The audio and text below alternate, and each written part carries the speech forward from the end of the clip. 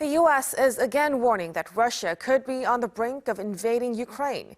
The Biden administration says the threat of a possible invasion is, quote, very high. The Kremlin fired back, saying it's seriously concerned about the rhetoric coming out of the U.S. government and Western media.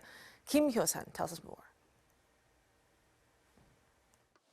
The Organization for Security and Cooperation in Europe Monitoring Mission says tensions in eastern Ukraine may have eased somewhat in recent days. However, the head of the OSCE Special Monitoring Mission in Ukraine said some 500 explosions were recorded between Wednesday evening and Thursday morning. This comes as Russian-backed separatists and Ukrainian government forces traded accusations of firing shells across the ceasefire line in eastern Ukraine in what Kyiv said appeared to be a, quote, provocation. As tensions simmer, U.S. President Joe Biden on Thursday warned the threat of a Russian invasion is very high for numerous reasons. Very, because they have not moved any of their troops out. They've moved more troops in. Number one. Number two, we have reason to believe that they are engaged in a false flag operation to have an excuse to go in.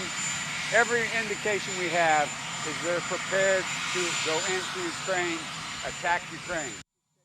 However, President Biden insisted there was a diplomatic path to resolve the crisis. He said this is what his top diplomat told the UN Security Council. In a surprise appearance at the UN on Thursday, U.S. Secretary of State Antony Blinken laid out the potential steps U.S. officials expect Moscow could take. Russia plans to manufacture a pretext for its attack. This could be a violent event that Russia will blame on Ukraine, or an outrageous accusation that Russia will level against the Ukrainian government.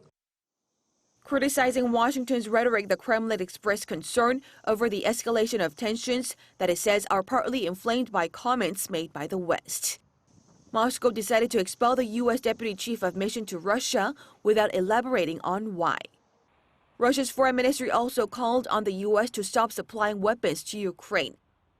In a written response to Washington's security proposals, Russia outlined a series of demands it says need to be met in order for a de-escalation.